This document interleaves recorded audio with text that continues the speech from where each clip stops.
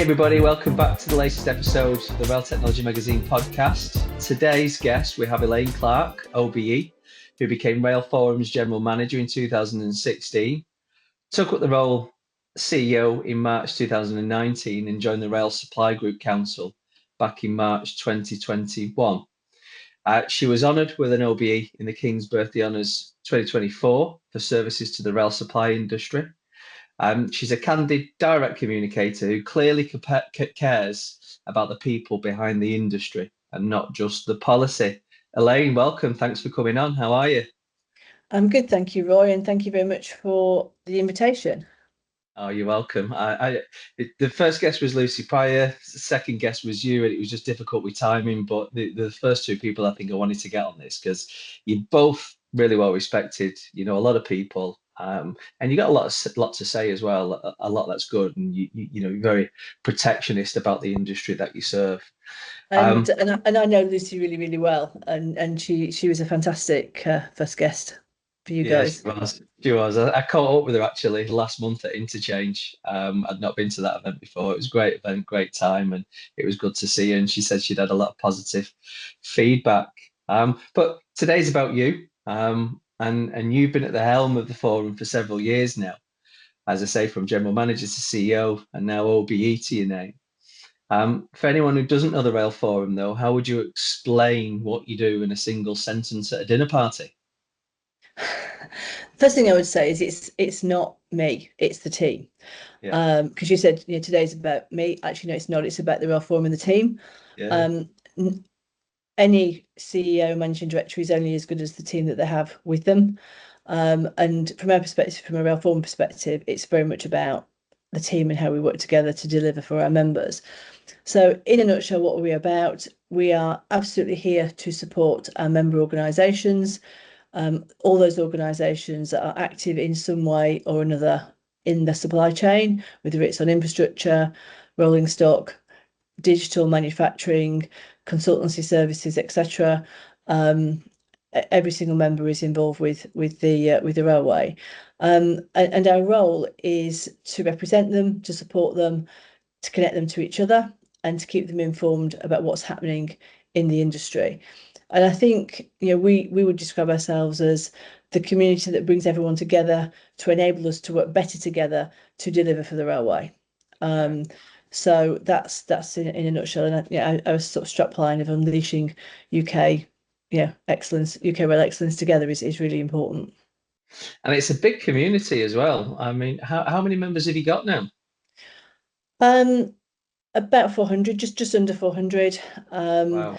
Yeah, we obviously gain a few during a year, we lose a few during a year. There are Yeah. some companies that get bought out, some companies that sadly are no longer with us, some companies that pull out of rail, and then there are always new companies coming into rail.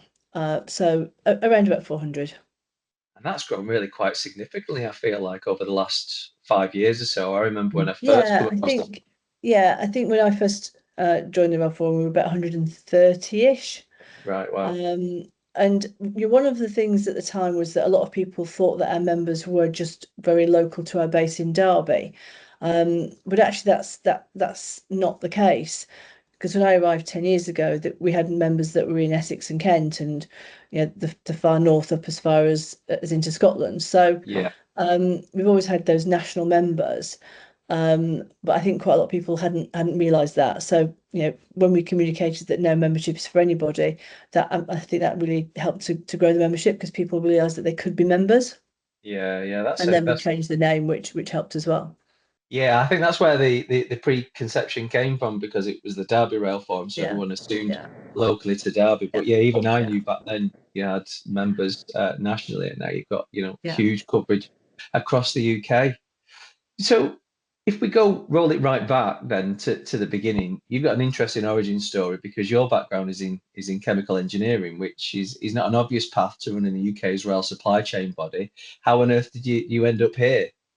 It's a really good question. And interestingly, I think nowadays it's probably a more logical entrance into the industry from the perspective of sustainability. Yeah, But probably not in my day, to be fair, when I did my Chem Eng degree. So I spent a number of years in the chemical industry, then I moved into the electrical power industry.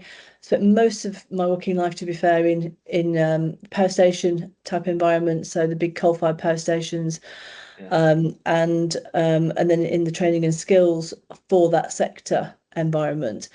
And towards the end of that time, which would have been early 2000s, Right. Yeah. I was involved with the project to set up a national skills academy for the power industry. And on completing that project, I was approached by a couple of people that were just starting to set up or do the work to set up a national skills academy for what was at the time going to be called railway engineering, which is now just rail. So Yeah. Yeah. National Skills Academy for Rail. And I know you know those people well because that's when I first met you all those years ago. I know. Yeah. Yeah. And so at the time I said, I don't know anything about railways, get the train occasionally, but that's about it. But I think they wanted some new, different thinking from different sectors. Yeah. So myself and one of my colleagues at the time got involved to help develop the business plan for the National Skills Academy for Rail. Spent a bit of time there, and then ended up in the Rail Forum, which is, as I say, I met people from the Rail Forum in that Skills Academy role, met your good selves in the Skills Academy role, and it just sort of developed from there. So by Yeah. accident, that's the long answer. The short answer is, like most people, by accident. And lots of Yeah. people say they come into rail by accident. Yeah, and that is becoming more commonplace all of the time, and encouragingly in the younger generations as well. We've been putting apprentices on stage and in front of the camera for a number of years at the events that we do, and through the information that we're delivering through the Brown Rail Technology magazine, and that, they all say the same thing: was looking for a job, applied for jobs, didn't know anything about rail. I'd done a degree. I'm looking for an apprenticeship. I like what I saw, and they tend to be here for a long time, as you and I have done, Mm. and a great many people in our circle happened here by accident and have not been able to go anywhere else since. Not escaped. Yeah, and I don't want to. I love it too much. It's too much And I fun. think that's what a lot of people say, to be Yeah, fair, Roy. Yeah, they perhaps join rail thinking they spend 3, 4, 5 years here, but they actually really love the environment. They like the fact, we talk about a railway family, and that's a really genuine comment from lots and lots of people. So they feel part of that family. yeah. And that's what keeps people in the sector, which is fantastic. Yeah, 100%. And it's moving. There's significant change happening right now. There's even more change coming around the corner in Great British Railways and the rail reform. And for our listeners who aren't deep in the rail world, but many of them are, Great British Railways is coming. But can you give us the plain English version of what that means and why it matters?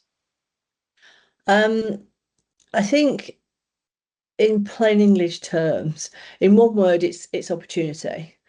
Um, in plain English terms, it is basically about stitching the railway back together so that we've got one overarching organisation that will be responsible for the infrastructure, Yeah, currently Network Rail's infrastructure, and the majority of the railway passenger services. I think that's where it then gets complicated because it's not all of the railway passenger services. We've still got open access. yeah, It's not the freight services because the freight companies will stay privatised. And clearly there are very devolved accountabilities and powers to Scotland, to Wales, and within London that makes that each of them are different. But Great British Railways won't be responsible for all those railway services. But in simple terms, it's bringing that all back together under one umbrella organisation. yeah, And I think the key thing about that is it's for the benefit of our customers, yeah, and specifically for the benefit of passengers in that world, because as I say, freight is staying privatised. So it is very much about looking at how we can improve that customer experience for our passengers, how we can reduce costs, where we're perhaps reducing duplication of costs, etc., etc. So it is an opportunity. I think it is a very complex process. It's taking a lot longer than I think all of us had hoped. There's various reasons for that. Some of them political. We've had quite a lot of political change. I think I've lost track of how many prime ministers we've had since, Well, maybe that, four. Yeah, I think probably four. and Boris, it's, and yeah. then Liz Truss, and then Rishi, and now new ones. So we've had several prime ministers, several secretaries of state since the announcement about GBR. Yeah, and Um, I'm glad you yeah, brought that up though, because I was going to make the point, and not a lot of people realize this or appreciate that. Certainly not outside of the rail industry, but even in the industry, is for I don't know 8 years or more, it's been a constant North Star.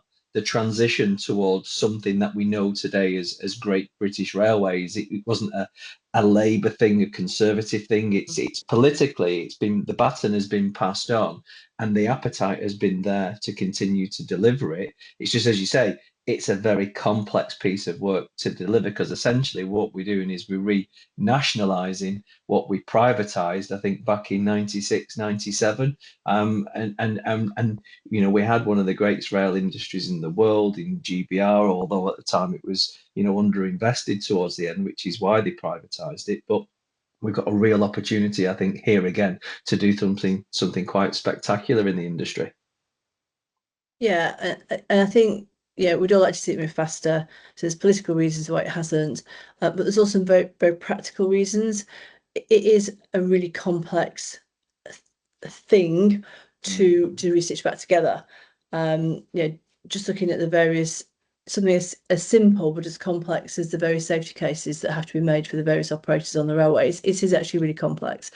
But it is a great opportunity to really refocus the industry around what it is we're here to do, which is to move people, to move goods, um, driving the economic growth which the government wants to see. So there's some fantastic opportunities there for the industry and the supply chain. Yeah, And what's really important from my perspective is ensuring that on the one hand, the supply chain understand the changes so that they understand that their customers are going to be changing. For example, it'd be a completely different customer for some of our members than it currently is. yeah, Um, and and what that means, it's not just a name change, it's yeah, what does that actually mean?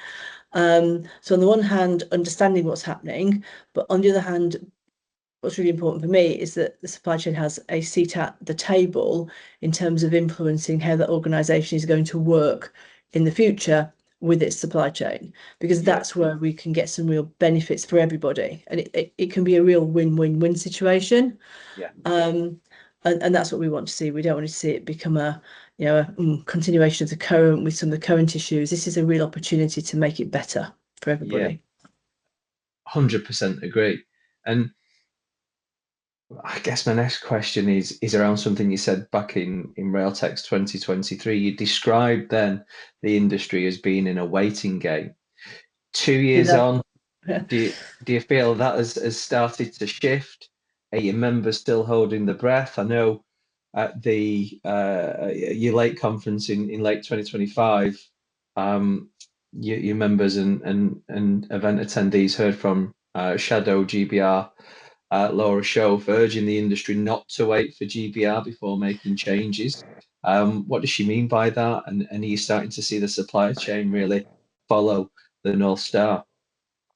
It's an interesting one, the North Star comment, because somebody else used that expression literally a couple of days ago to me. So clearly, that's a good directional pointer, as it were. The You've got better memory than I have. If I said waiting game back in 23, but it was probably accurate, and I think it's probably still to a certain extent the case, which is why people are a bit frustrated. They want to see real tangible movement. Um, I think that the last few months we have started to see some progress with the Railways Bill coming into Parliament. It's still got some ways to go, but at least it is now moving through that process. Um, we've seen more train operating companies starting to move under the DFT of the Department of Transport operator. Yeah, So they're now growing into quite a substantial organisation in their own right. And I think really importantly, what we're starting to see is Alex Hines as chief exec of Yeah. DFTO and Jeremy Yeah. Westlake as chief exec of Network Rail, starting to behind the scenes work together more closely and starting to do things a little bit more publicly in terms of talking at events or being seen together publicly. Just basically, starting to deliver on that. We are working together. We don't need GBR to be officially formed before we start working together. We're starting to do that already, and I think we're starting to see a little bit of that happening, and I'm sure we'll see more of that over the next 6-12 months. That'll gather pace, and that will really set the tone, I think, for the future organisation. The comment from Laura Schoaf around supply chain get on with it sort of thing is actually quite a challenging one, because the supply chain can't do very much in isolation. It needs a client or a customer that is willing to work with them as organisations, be it on their own or collectively. And it needs a client who wants to work differently or buy something different. So, the supply chain can't suddenly turn around to, let's say, Network Rail, and say, oh, we're going to do things this way. If the Network Rail contract says you're going to do this in a particular way, that's what the supply chain has to deliver. Now you hope that there's a conversation where appropriate that says, oh, actually, we've got some better ideas. We can do this differently and save you some money, or get it on faster or safer or whatever. And you'd hope that those conversations would occur. But the supply chain hasn't got the authority to do that on its own. It needs a willing client. And that's what we really want to see sort of move forward over the next few months, that those conversations can grow, develop, flourish to get better outcomes for everybody. Because the more we have those mature, meaningful two-way dialogues, the better we can deliver, the more that Network Rail, train operating companies, and the taxpayer will get for the money. So I think it's really important that we have those dialogues, and I think Jeremy and Alex working together closely will help to drive that. I hope. Yeah, definitely. We've seen the industry open up a lot more over this last 6 to 12 months in terms of the people approaching us wanting to speak at our events from these organisations, because they've got something to say now. Strategies are starting to crystallise, and they're wanting to share some optimism out there with the supply chain and put a bit of a meat to the bones and a bit of structure to people's path and journeys in following this North Star. Whereas previously people were a bit guarded, it was a bit difficult to get speakers, and if you got them, they were limited or quite guarded about what they could talk about. And I think as well, a lot of procurement reforms have caused a lot of silences whilst new government steps in. Spending is paused in certain areas, that clearly feeds into to other places. But do you feel that that's changing now? I sense there's a level of optimism in the voice when you're talking about GBR and people like Jeremy and Alex working together. I think it's still tough times for the supply chain. We know some companies that are really busy. We know some companies that are not anywhere near as busy as they would like to be. So it's really quite mixed out there. CP7 is challenging for a number of companies, and that is just a fact. But notwithstanding that, we have to look sort of beyond that as best we can and navigate that to get to the next phase of development of the railway. I think in terms of procurement, I think we've still got some challenges around the lowest cost versus the whole life cost, the whole life value aspect. I think people are wrestling with that for the in a good way. They're starting to think about it. So that's the first step. If you don't think about it, don't entertain it, you're never going to do it. So the first step is getting people to think about it. What does it actually mean? What could the benefits be? And then the second step is actually the actions that go with that. So I think we're starting to see some interesting conversations and approaches, and certainly we're seeing a much greater emphasis on the whole social value, ESG side of contracts. So we've got various activities. We've got a a webinar literally in a few days' time. So it'll be after this. It'll be before this podcast goes out. We're planning another event for later in the year or maybe the start of next year to sort of follow up on that in a more sort of face-to-face environment. So I think any new legislation in any sector or any sort of part of life really, new legislation that comes in takes a while to bed in and Yeah. really take effect. And I think the Procurement Act is no different to that. And we're just starting to see some of the people getting to grips with it and what it really means. Yeah, we speak to a lot of people. We've got a big team, account managers, I guess, working with the supply chain in the same way as you do. And yeah, mixed bag of emotion. People are busy, some people aren't busy. I think there's definite change in the type of work that's being carried out in the sector.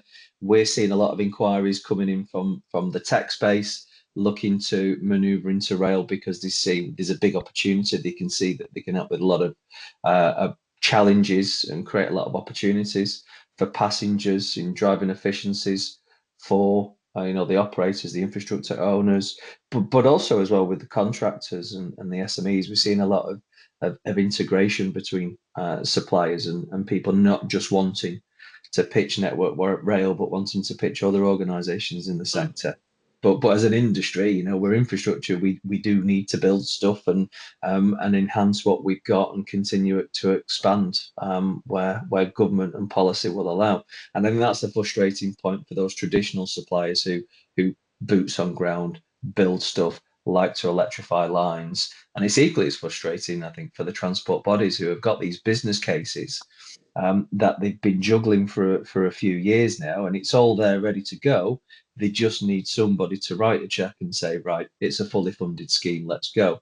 And the sooner we do that, the better, because again, as an industry, we're having this conversation again where, how many good people are we going to lose? How many great skills are not going to come back? And I think people like you and Gil, who were instrumental in setting up NSAIR, and now Neil Robertson and the team, have done so much, as well as the supply chain, to get new members, new people, new graduates and apprentices into the sector.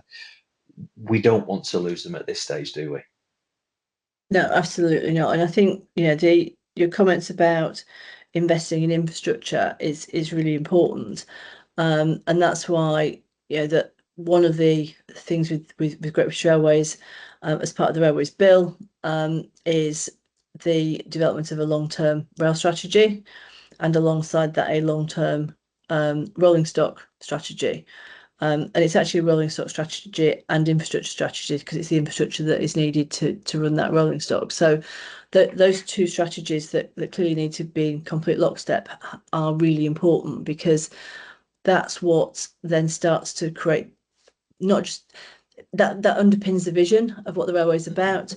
It gives a real clear sense of purpose. It gives us a clear potential pipeline of projects that will deliver the growth, deliver the wider ambitions of government, and really enable those business cases to be made. Because I think what is a challenge is that Treasury will only sign off a project or an enhancement if it sees that there is a really good economic business case to be made. Now, we might have different views on that. We might have a whole range of diverse views on that. But that is the fact of where we are as a country, in terms of the ability to spend and access funding.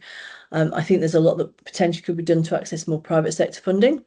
Where we struggle with government funding. That's a whole different conversation, but it's something that I think could be explored much more, if we can get right people around the table, as it were. But then coming back to skills, you're absolutely right. There's a lot of effort put into understanding the skill shortages that we have now, that we've got coming up. So a heck of a lot of work that's been done by the Skills Academy over the years around skills forecasting and understanding what we're going to need going forward.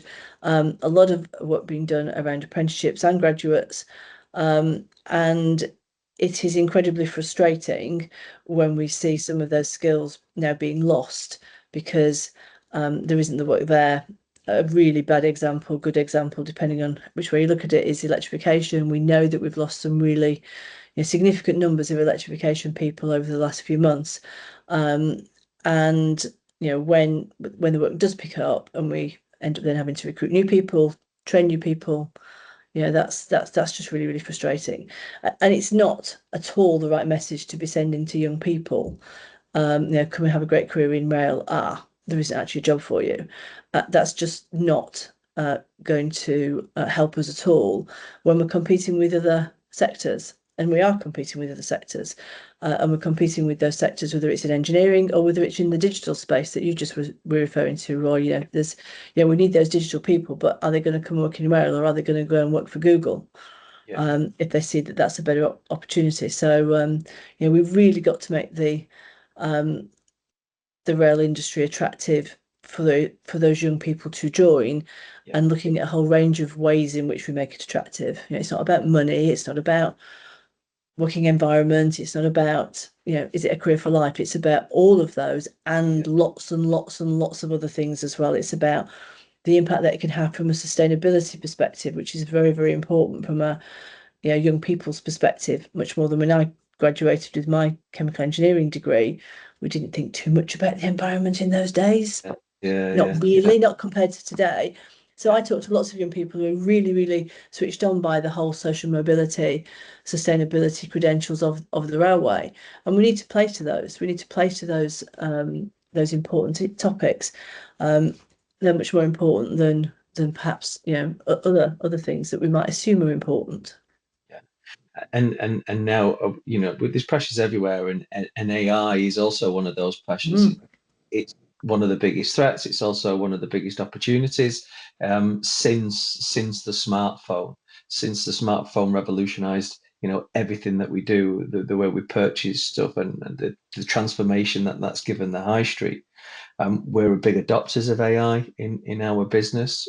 We're still hiring and recruiting actual people, but it's about how you embed AI into the organization, and get people trained up on it so they know how to use it. Because at the moment, AI isn't completely autonomous in everything that it does. It needs human beings to understand, what do we want AI to do? Why? What is the benefit? And then how do we get it to do it? But also have those checks and balances in place to make sure that AI is delivering and isn't doing something wrong, whether that be creating the wrong code for a new program, or mismanaging a safety issue on track, or passenger services and stuff like that. So I think there's still a lot of work and new opportunities, new roles going to be created as a result of such a seismic change within our lifetime. Yeah, I think it's about harnessing it for what it for the benefit of, and not not making assumptions that it knows all the answers. Yeah, Because it doesn't. No, seriously, it's about using it as appropriate, and that will change over time. And the wider digital space, will should drive us to manage our assets in a different way. yeah, A really simple daft example maybe is that if you've got a physical asset that you replace every 20, 30 years, that's fine. It lasts that long.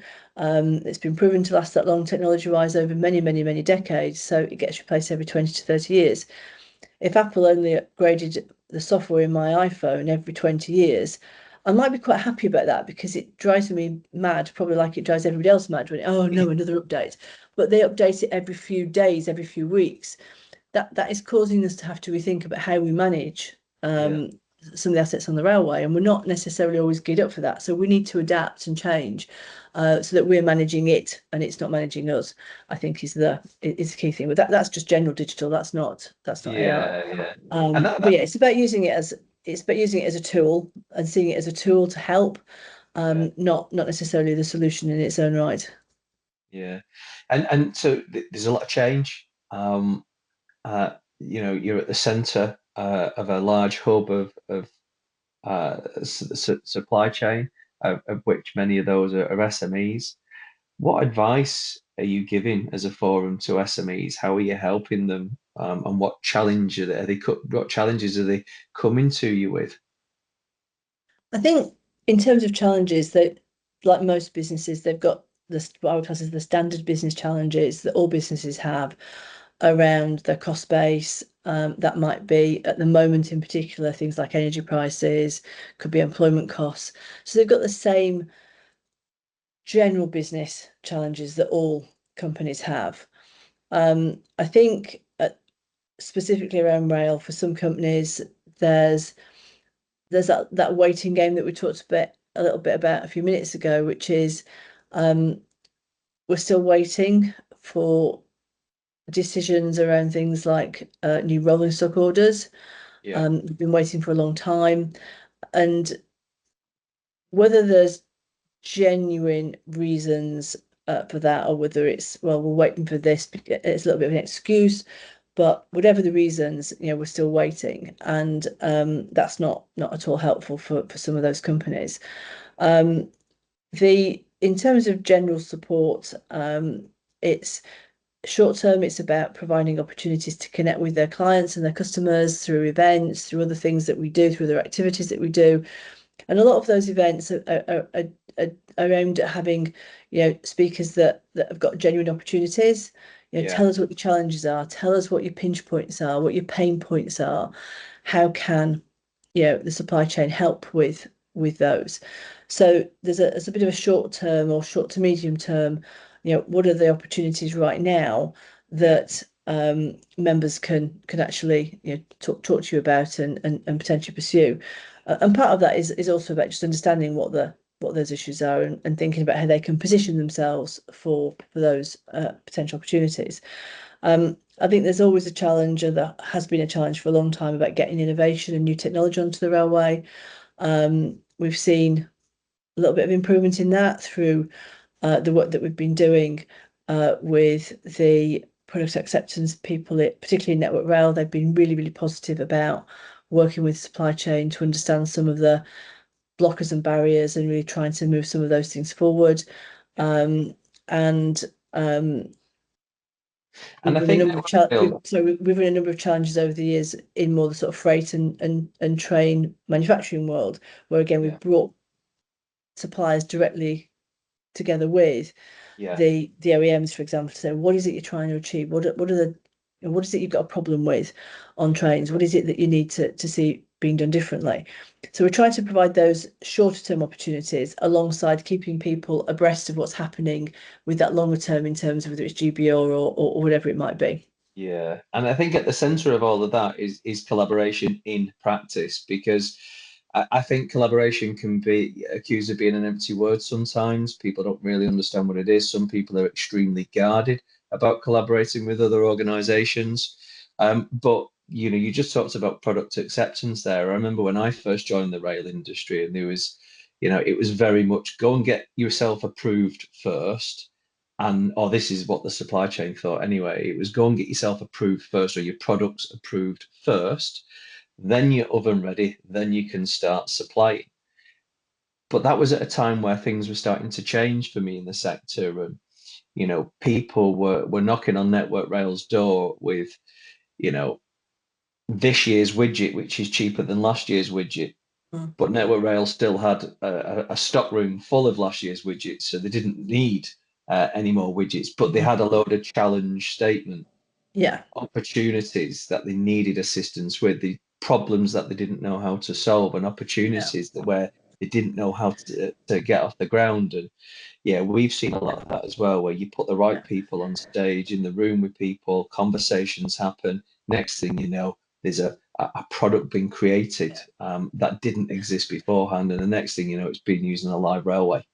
Yeah, I think the other angle, similar but different, is around the standards that we have. So there's been quite a bit of work done around you can actually challenge the standards that we've got, and that's the Network Rail standards, but also standards in other parts of other parts of the railway Mm. that don't necessarily work with Network Rail standards. So there's things there that we can try to. It's just trying to identify what those barriers are and unlocking them. The other area that we've done a little bit of work and continue to do work is supporting export. We are a member of the European Rail Clusters Initiative, which is a group of, I think it's 17 now, it's either 16 or 17, I think it's 17. 17 organisations similar to us. Some of them are formal trade associations, some of them might just be informal clusters, it doesn't matter. But across the whole of Europe. So there's 17 different organisations, and we work together to do some joint webinars, and that provides opportunities for members to be able to present on some of their innovations, some of their new products, etc., on different topics. There's also some joint activity in terms of annual meetups and so on and so forth. And there's also the ELCI Innovation Awards. So all of our members can apply for an ELCI Innovation Award, various categories. And I think, testament to the UK supply chain, one of our members actually won the SME Innovation Award last year. Nice, well done. Which was fantastic for them. But it was really great to see that the UK, was welcomed into that European sort of grouping. And a UK supplier actually won that award. So there's things like that we can do again, which is about showcasing what members can do, exposing them to what others are doing, because there's always potential to collaborate with companies overseas. And lots of people obviously do that. So it's about opening up as much of the market and those opportunities as possible. Speaking of awards, you've been shortlisted for Women in Rail Awards, haven't you, this year? Yes. It's which is sorry, that sounded really, really dreadful the way I said yes. I those people that know me know that I'm not a massive awards seeker, shall we say. It was a really lovely thing for someone to have done to put me forward. So I'm very, very grateful for that. I'm also looking at who the shortlist are and thinking I don't really, I shouldn't be in this list. I've not worked my whole life in rail, as I've just explained. So there are people on that list, and certainly a good friend of mine who I can think of is much more deserving than I am. So, but it's very, very humbling to be shortlisted, and I should take the opportunity to wish everybody, not just on that particular award, but on all of the awards, the very best of luck with their nominations. Yeah, absolutely, absolutely. But on that the gender gap in your position, leading one of the sector's key bodies, how deliberate about you are you about changing that? How much work is there still to be done in comparison to say 5 years ago? I think even from 5 years ago, the gender gap looks significantly different when I look at the split at the events that I run and the events that I attend. I think the basic numbers, percentages are a little bit better, but I think they probably mask the fact that in certain occupations there's still a very, very, very low percentage of females, and it isn't just about gender imbalance, obviously. But we have probably a significant number of females in what I would describe as, let's say, non-technical roles. So not in engineering, not in construction, not in those types of roles. We have a lot of females in, for example, sales, marketing, business development, finance, HR. They're not support activities, they're absolutely critical activities, but they're broader sort of roles that you tend to find in all organisations. Now we have got a growing number of ladies, and I've seen quite a few recently in what I would describe as more the sort of fundamental railway side of things, whether it's engineering on infrastructure or trained designers of rolling stock or apprentices that are helping to build trains or whatever it might be. So it is better, but there is a long way to go. I think when we tend to look at the more senior roles in the industry, it's still very, very male dominated.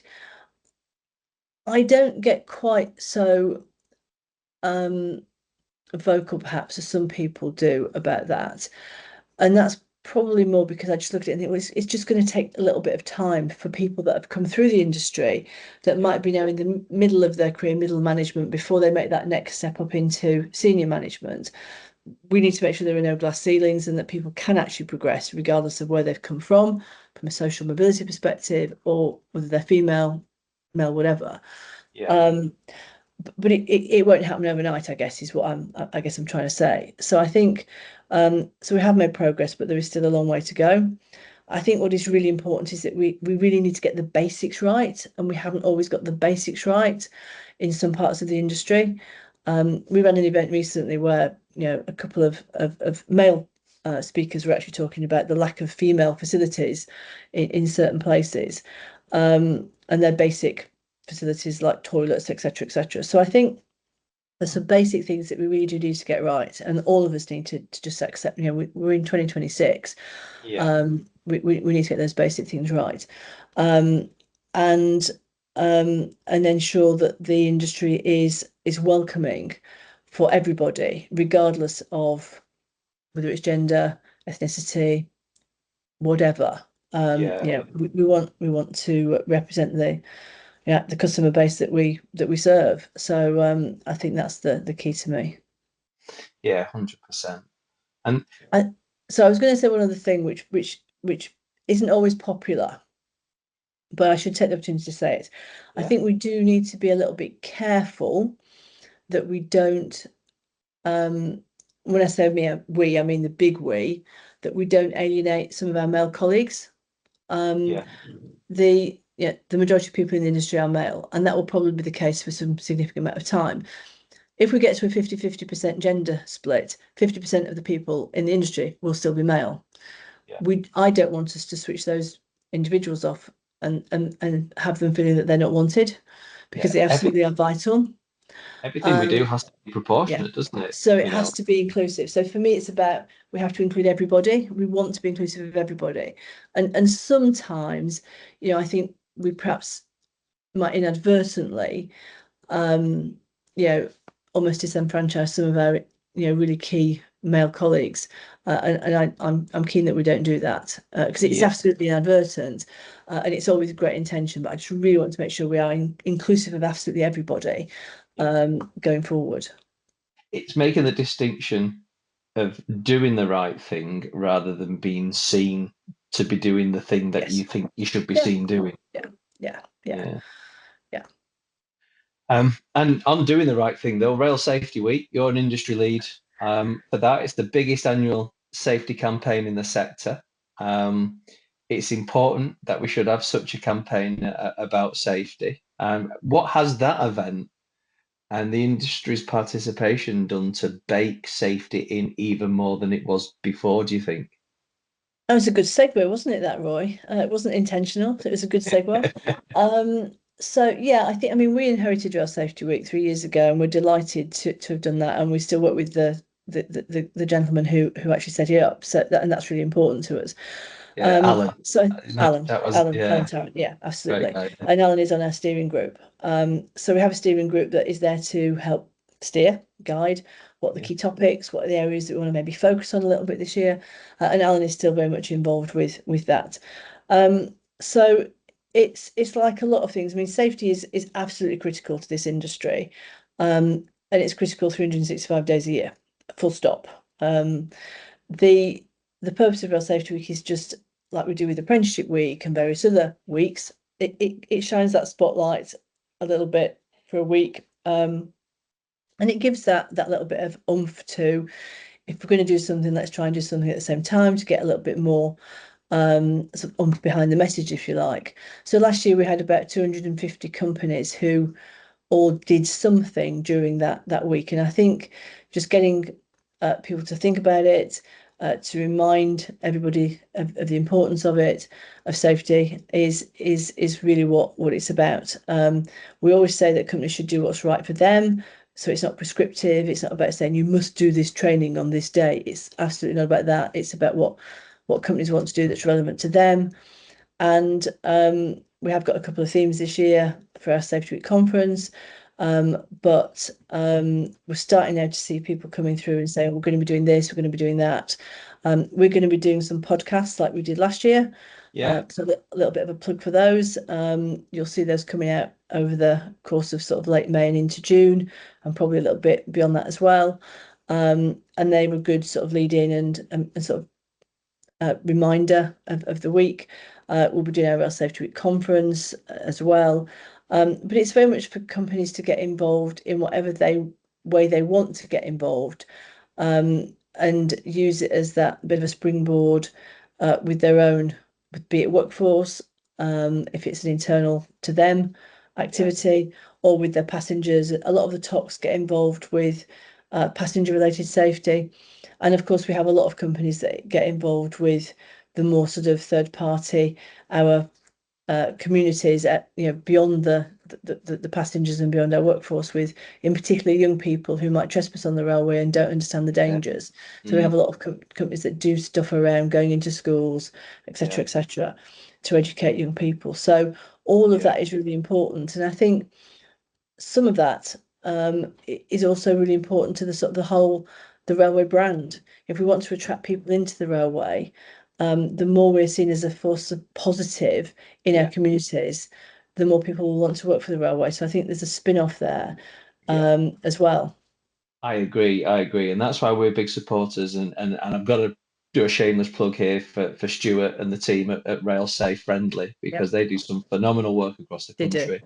I've been very privileged to be involved in that. I was privileged to be invited to become an ambassador of the scheme, and I just think it's crucially important. And I've got a daughter, and I sat last year at my daughter's open evening, just as she started high school, and the principal, the headmaster, sorry, it's England, the headmaster was on stage, and he was giving a presentation talking about all the pupils and things that we're going to be doing, and emblazoned on his slide deck was the Rail Safe Friendly logo.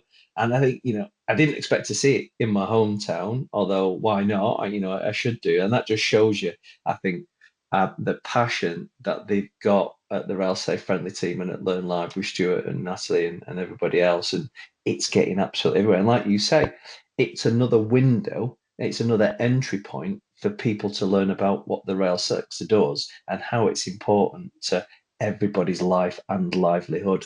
Absolutely.